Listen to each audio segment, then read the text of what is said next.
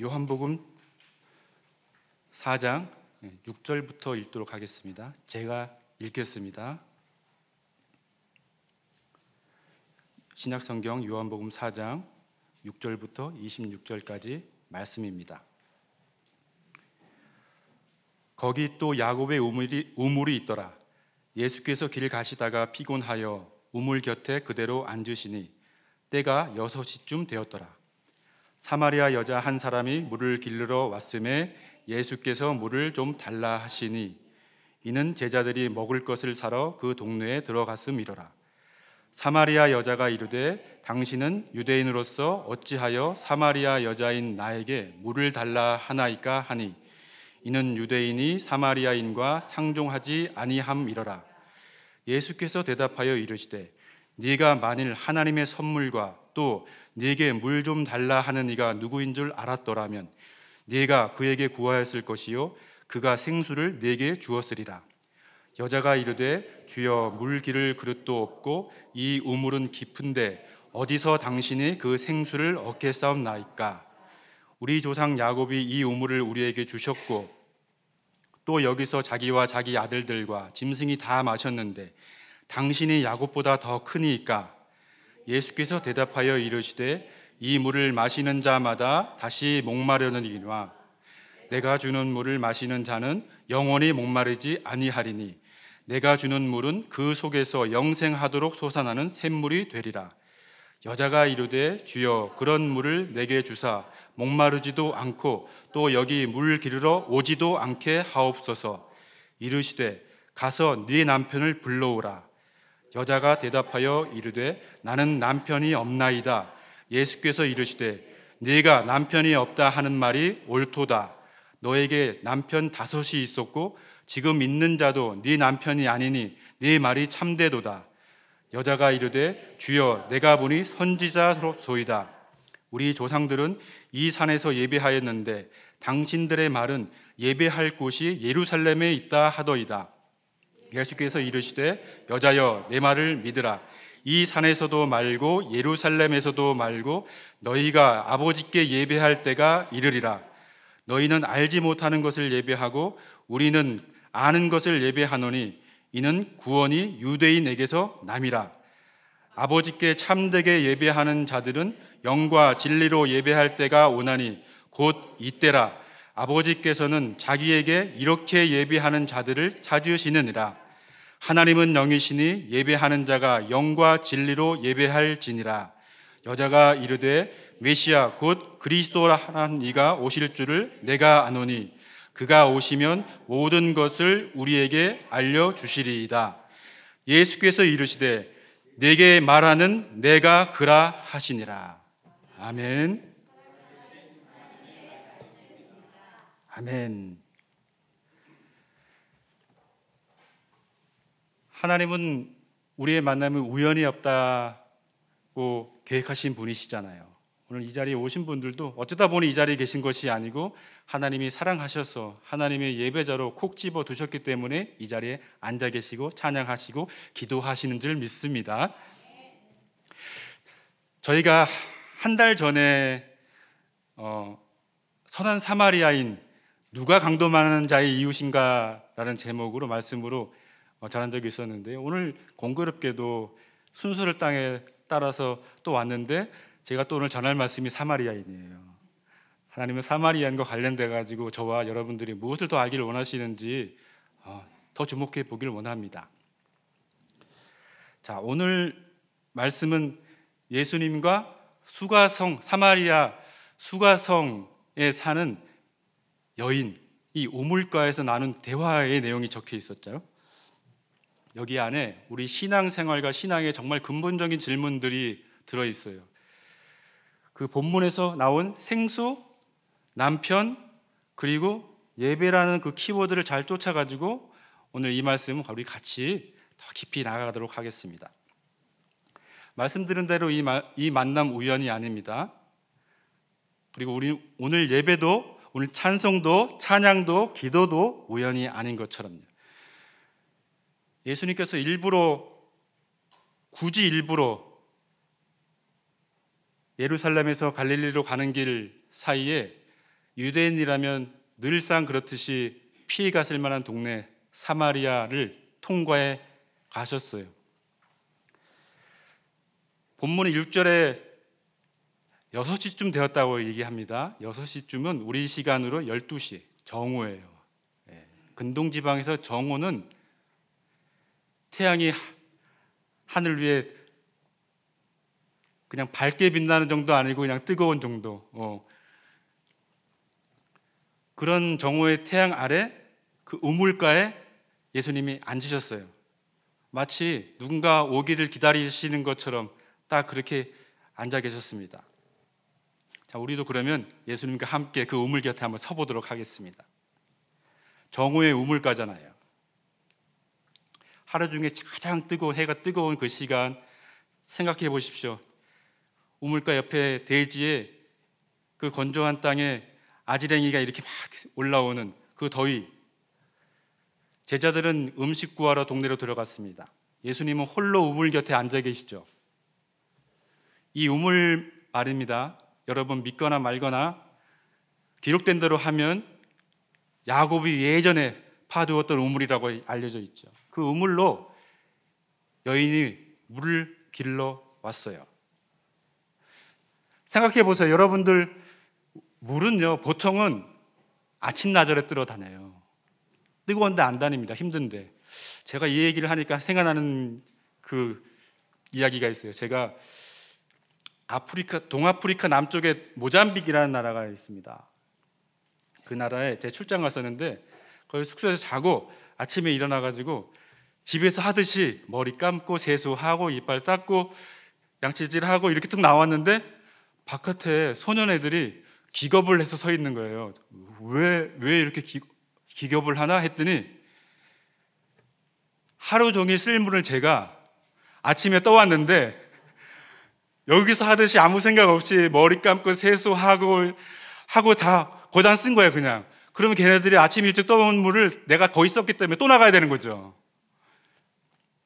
그만큼 물을 뜨러 다니는 일은 지금도 어려운 지역에서는 여자아이들이 어린애들이 뜨러 다녀요. 한낮은 덥기 때문이죠. 아침에 뜨러 다니는 겁니다. 근데 하필 왜 이 여인은 이 시간에 나와 있을까요? 그게 무엇인지 정확하게 특정하여 얘기하지는 않습니다. 유추할 수는 있습니다만 어떤 이유에서든지 마주치기 싫은 사람이 아마 있을 겁니다. 그 사람 때문이든지 원인이 나 때문이든지 감추고 싶은 것이 있을 수 있습니다. 피하고 싶은 거죠. 그래서 일부러 남들 안 다니는 시간에 지금 이 한낮에 정오에 우물가에 물들어 나왔는데 누가 떡하니 앉아있네? 남자가. 게다가 행색으로 보니까 유대인이에요. 얼마나 불편하고 경계심이 들었을까요? 유대인하고 사마리아인은 상종하지 않는다고 그랬잖아요. 서로 말도 잘 안 섞을 사이입니다. 게다가 이 사람들 문화 속에서 모르는 남자를 여성이 이렇게 사람들 안 다니는 시간에 이곳에 딱 만났는데 남자가 말을 거는 것도 되게 쉬운 일은 아니에요. 그런데 이 어색함과 모든 장벽을 예수님이 허무시고 다가오셨습니다. 어떻게 해요? 이보게 물 좀 주시오. 먹을 물 좀 주시오. 물을 뜨고 있는 그 여인에게. 이 한마디가 오늘 대화의 놀라운 대화의 시작이 됩니다. 이 여자에게는요, 이 여자의 형편은 어떤지는 우리가 다 알 수 없지만 물 깃는 일은 진짜 매일 반복되는 일이었을 겁니다. 어제 길렀던 물 오늘도 또 떠야 됩니다. 오늘 뜬 물 내일 또 떠야 됩니다. 이게 살아있는 내내 몸이 움직이고 기동하는 내내 해야 될 일입니다. 우리 모습 같지 않습니까? 어제 한 일 오늘 하고 오늘 한 일 또 내일 하고 그 가운데 삶의 갈증이 있지 않습니까? 갈망하는 바가 우린 다 있습니다. 그 갈망, 갈증 뭘로 채우고 계십니까? 오늘도 구하고 기도하는 그 갈망과 갈증 여러분들은 무엇으로 채우고 있습니까? 우리들과 우리 자녀들의 성공일 수도 있고 우리 가족들 또 우리의 관계들, 우리의 소유일 수 있습니다. 어떤 사람들에게는 종교 활동이나 취미생활일 수도 있겠죠. 그것으로 갈망과 갈증을 대체하는 사람들. 그런데 우리 다 해봐서 알지만 그거 채운다고 계속 채워집니까? 오늘 즐거웠습니다. 내일이 오기 전에 이미 오늘 오후부터 힘들 수 있습니다. 만족은 잠깐이고 또 목마릅니다. 우리 안에 있는 갈망과 갈증이 그렇습니다. 우리가 경험하는 한계가 바로 그것입니다. 바로 이 지점을 예수님은 정확히 보셨습니다. 그리고 정말로 상상하지 못할 제안을 이 여인에게 했습니다. 뭐라고 제안하셨습니까? 14절에 이렇게 말씀하셨죠. 내가 주는 물을 마시는 사람은 영원히 목마르지 아니하리니 내가 주는 물은 그 사람 속에서 영생하도록 솟아나는 샘이 되리라. 영원히 목마르지 않는 물이라는 것은, 이 물은 바로 성령을 가리키잖아요. 그래서 예수님이 아버지의 선물이라고 얘기하셨습니다. 우리가 마시는 물은, 그것은 근본적인 갈증을 해결할 수 없죠. 잠깐은 시원했는데 계속 갈증을 해결할 수는 없습니다. 게다가 우리가 파는 우물도 그렇습니다. 터진 우물 같아요. 터진 웅덩이 같습니다. 채워지지 않습니다. 구약 선지자 예레미야 선지자는 이렇게 얘기했죠. 내 백성이 두 가지 악을 행하였나니 생수의 근원이 되는 나를 버린 것과 스스로 웅덩이를 판 것인데 그것은 물을 가두지 못할 터진 웅덩이들이니라. 예레미야 2장 13절에 이렇게 기록되어 있지 않습니까? 사람이 어리석은 죄인이라는 그 증거가 바로 생수의 근원이신 하나님을 버린 것, 그리고 물이 고이지 않는 웅덩이를 열심히 부지런히 열정적으로 죽기 살기로 파는 것, 그거 죄인의 증거라는 말씀이죠.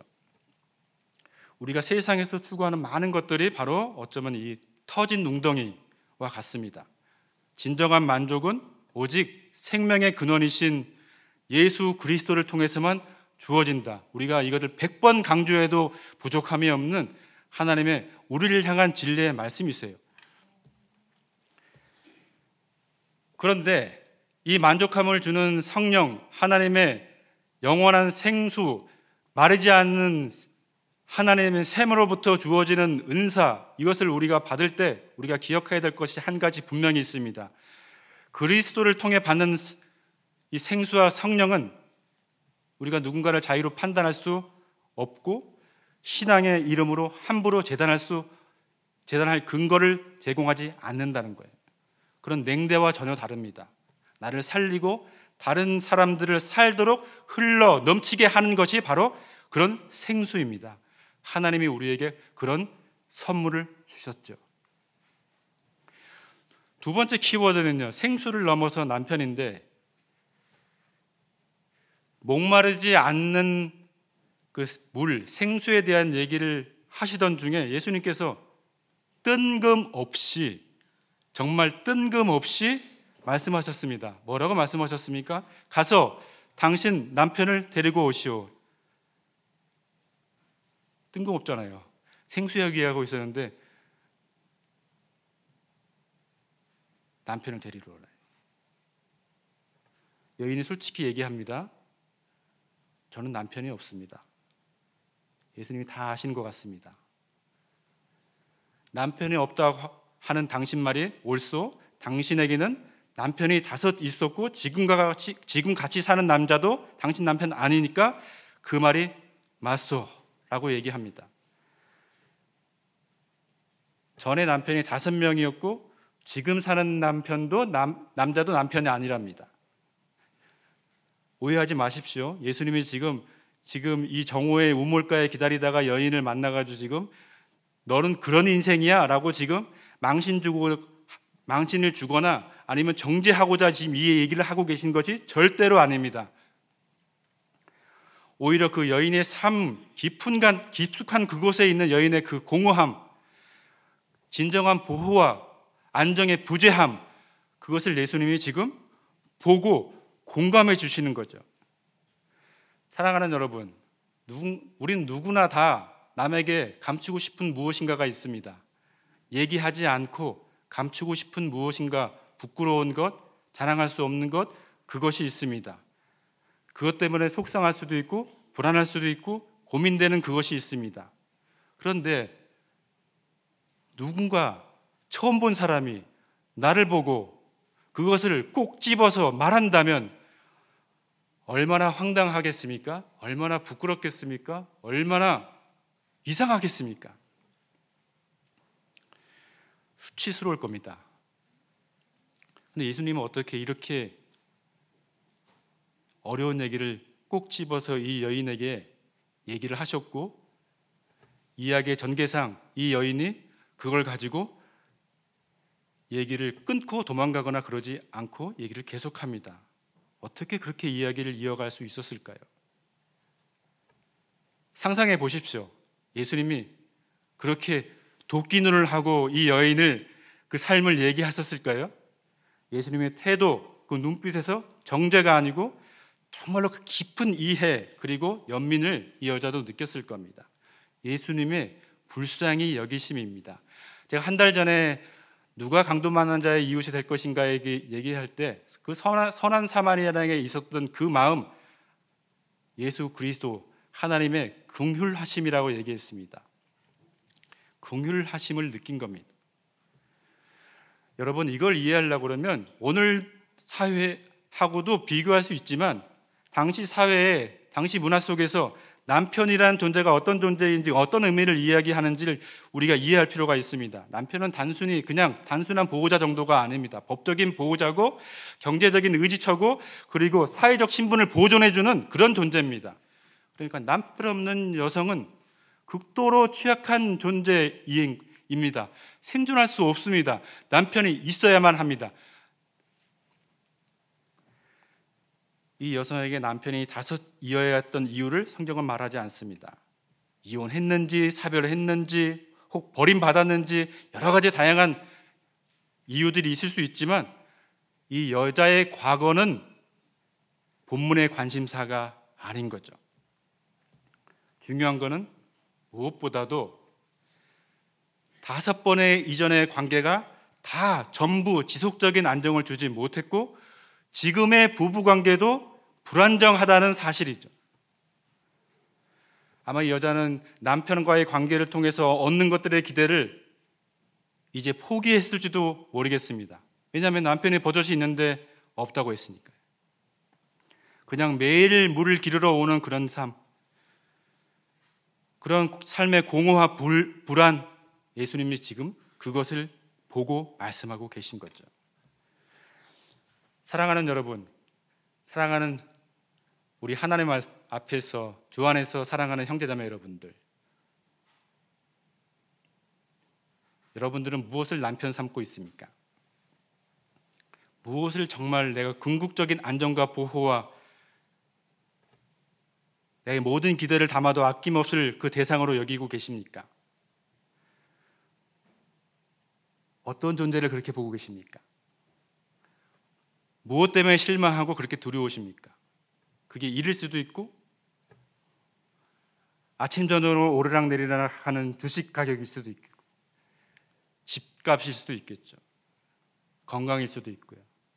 자녀일 수 있을 겁니다. 실제로 남편과 아내일 수 있죠. 제 돌아가신 할머님이 6.25 때 20살의 나이에 남편을 잃고 낳은 아들을 기르면서 마치 남편처럼 그렇게 기르고 의지하고 살았다고 얘기를 저한테 하신 적이 있어요. 지금 돌아가셨어요. 돌아가시고 안 계신데, 그러나 그렇게 애지중지하고 남편처럼 기대하고 의지하고 모든 것을 들여 기른 자식도 내 품에 계속 있습니까? 내 손을 떠나갑니다. 내 손 사이로 스쳐 지나가는 겁니다. 무엇이 우리를 영원히 지킬 수 있습니까? 다 결국 다 사라질 것들입니다. 선지자 이사야가 이렇게 얘기했습니다. 이사야 54장 5절에 내 창조주가 내 남편이시라 그의 이름은 만군의 여호와시며 라고 말씀하고 있습니다. 하나님이 우리의 진정한 남편이다 라고 얘기하십니다. 영원하고 변함없는 보호자가 되어주신다 말씀하십니다. 에베소서 5장 25절에도 이렇게 얘기하시죠. 그리스도를 교회의 신랑으로 비유하시면서 이렇게 얘기하십니다.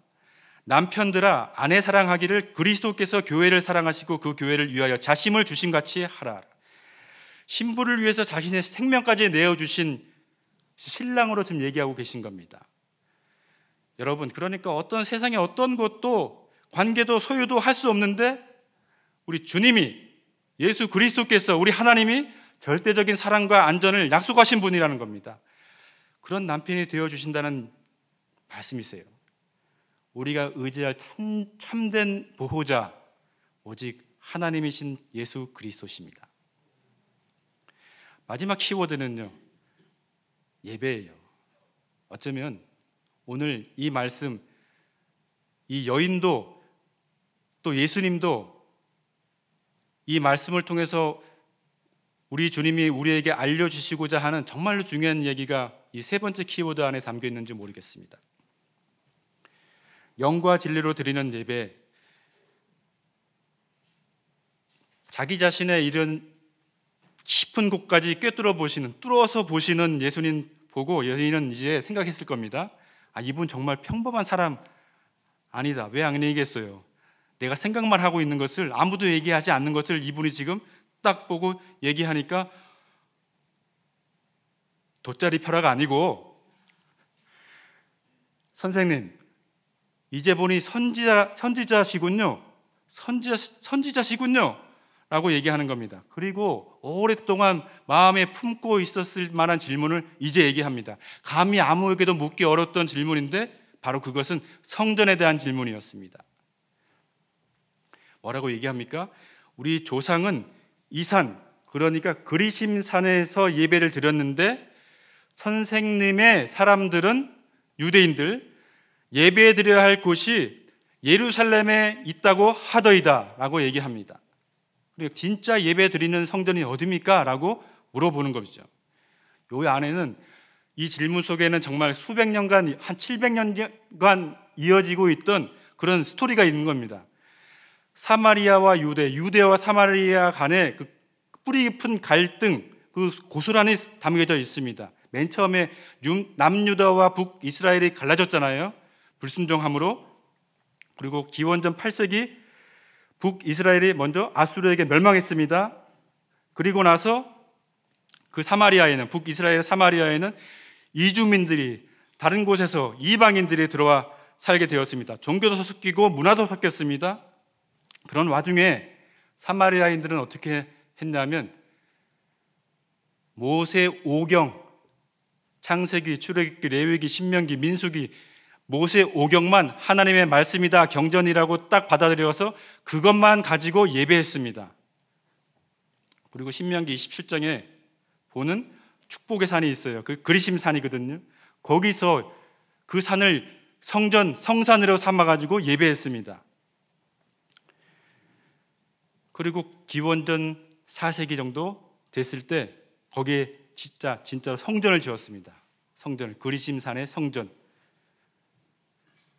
그 성전 지은 사람이 예전에 느헤미야서에 나오는 유대인들의 성전을 예루살렘에 건축하려고 할 때 방해했던 주요 인물 중에 한 사람, 방백 산발랏의 후손이 그리심산에 성전을 따로 지은 겁니다. 유대 고대사에 나와 있죠.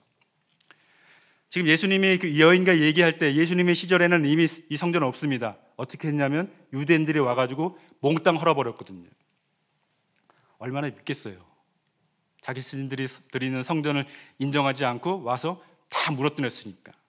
그럼에도 불구하고 사마리아인들은 그리심산에서 여전히 예배하고 기도하고 했던 거죠. 유대인들은 여전히 예루살렘 성전만 성전이고 여기는 아니다 라고 얘기했어요. 예루살렘의 성전만 기정된 장소다 얘기한 거죠. 요즘 말로 하면 거의 거의 이단 취급하고 교류 금지를 넘어서 상종도 못하게 한 겁니다. 극심한 분열 상태죠. 분명하게 이스라엘이라는 한 주방 하나 있습니다. 하나님도 알고 율법도 압니다. 서로를 원수 삼았어요. 적대적 두 집단이 되어버린 거죠. 그것이 사마리아와 유대입니다. 기억하세요. 지금 이 여자가 얘기하는 것은 단순한 장소만의 문제가 아닙니다. 나는 어디서 과연 하나님을 제대로 만날 수 있는 것인가? 이 예배 어디서 드려야 하는 것인가? 어디서 드려야 하나님의 예배를 받을 것인가? 어디서 하나님을 인격적으로 만날 것인가? 그 절박함이 묻어 있는 겁니다. 이 여자는 그저 오가는 그냥 여자가 아닙니다. 진정한 예배를 갈망하고 있습니다. 그 나름대로 정말 하나님을 알고 싶었습니다. 이 조심스러운 질문에 예수님이 답변하십니다. 그런 충격적이에요. 얼마나 충격적인가요? 여자여, 내 말을 믿으라. 이 산에서도 말고 예루살렘에서도 말고 너희가 아버지께 예배할 때가 이르리라. 그리스는 산도 아니고 예루살렘도 아니라는 거잖아요. 사람들에게 얼마나 충격적인 말씀인지 모릅니다. 수백 년간 가지고 지켜왔던 그 종교적인 자부심, 그리고 장소 중심의 신앙을 완전히 허물어 버리는 거죠. 개념이 달라지는 겁니다. 예수님이 이어서 이렇게 얘기하십니다. 아버지께 참되게 예배하는 자들은 영과 진리로 예배할 때가 오나니 곧 이때라. 아버지께서는 자기에게 이렇게 예배할 자들을 찾으시느니라. 하나님은 영이시니 예배하는 자가 영과 진리로 예배할지니라. 여기서 참되게라는 말은 본체, 본질로서라는 말입니다. 그런 의미를 가지고 있어요. 성전은 일종의 그림자고 예수님 자신이 바로 참된 실체의 성전이다 얘기하시는 겁니다. 그러므로 참된 예배는 더 이상 어떤 특정 장소, 공간에 얽매이지 않습니다. 참되게 예배, 그래서 참되게 예배하는 자들은 실체, 진리에 속한 자들이라고 얘기할 수 있습니다. 그리스도를 통해 가지고 하나님과 화목하게 된 사람들, 바로 그 사람들이 참되게 예배하는 자들입니다. 그러므로 생수의 근원으로부터, 원천으로부터 목마르지 않는 샘, 생수, 성령을 받은 사람들은 진리이신 그리스도의 만남과 사귐을 통해 예배합니다. 그 관계 속에서 예배하는 거죠. 성부 하나님께 그렇게 드리는 예배가 바로 참된 예배입니다. 사랑하는 여러분, 오늘 오전과 또 오후에 이르기까지, 오늘 이 자리에 서시기까지 과연 나는 어디서 어떻게 예배하는 사람들이었습니까? 우리가 일터에서, 가정에서, 골방에서, 삶의 모든 순간에 그리스도와 사귐과 만남이 있는 예배 여러분 드렸습니까? 하나님이 그 예배를 받기 원하신다는데 그런 예배 가운데 여러분들 우리는 있었습니까? 그 예배 다 패스하고 이 자리에 앉아 있는 것으로 모든 것을 퉁치려고 하면 하나님의 절대로 기뻐하시는 것은 아닙니다. 어떤 특정 건물과 공간, 그곳이 특별한 영험함이 있어서 그곳을 찾아가서만 되는 것이 절대로 또 아니죠. 그것은 다 샤머니즘입니다. 무속신앙입니다. 여러분들의 자리에서 우리가 서 있는 그곳에서 예배하지 못한다면 어느 자리, 특별한 공간, 자리, 그거 여러분들의 환상 속에 있는 겁니다. 핵심은 장소가 아니라 관계죠. 그리스도와의 만남이 있고 사귐이 있고, 그래서 하나님과 관계 있는 자로 드리는 것, 그것이 우리가 드리는 예배인 줄 믿습니다. 이 얘기 왜 드리냐면요, 가인이 드린 예배 하나님이 거절하셨습니다. 사울왕 이래로 이스라엘의 왕들이 드린 예배 하나님이 거절하셨습니다. 왜 거절하셨습니까? 관계에서 실패했기 때문입니다. 예배는 관계로 증명되는 겁니다. 믿음이 없이는 하나님을 기쁘시게 못하는 것처럼 아무리 형식을 갖추고 거창한 공간을 만들어도 관계에서 실패하면 하나님이 받으시는 예배가 절대 될 수 없습니다. 이거 모르는 거 아닐 겁니다. 사마리아 여인도 이렇게 얘기합니다. 그리스도가 오실 것을 알고 있다고. 오시면 모든 것을 다 알려주실 것이라고 얘기합니다. 그런 믿음이 있는 사람이죠. 메시아 곧 그리스도라 하는 이가 오실 줄을 내가 아노니 그가 오시면 모든 것을 우리에게 알려주시리이다. 신앙을 담은 고백 같습니다. 하지만 불편한 질문을 피해가고 싶은 말일 수도 있습니다. 예수님께서 정말 놀라운 말씀을 이어서 하셨습니다. 뭐라고 하셨나요? 충격적입니다. 네게 말하는 내가 그니라. 그리스도가 오시면 이 모든 것을 우리에게 남김없이 알려주시고 회복시켜 주실 것입니다. 그렇게 들어서 알고 있습니다. 믿습니다. 라고 얘기했는데 내가 그다 라고 얘기하신 거니까 이 여인 앞에 예수님께서 본인이 메시아시고 그리스도라는 것을 알려주고 계시고 선포하신 거죠. 이 선언이 바로 오늘 대화의 핵심 정점이죠. 모든 질문에 대한 궁극적인 답변이 됩니다.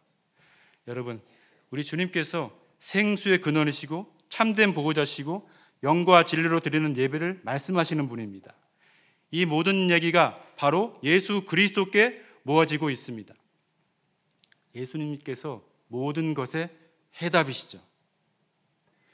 뜨거운 한낮의 우물가에 예수님 앉아 계시고 그리고 그 자리에서 참된 보호자 없이 하루하루 매일매일 물을 뜨러 오가던 그 여인을 만나시고 자신을 드러내 보여주셨습니다.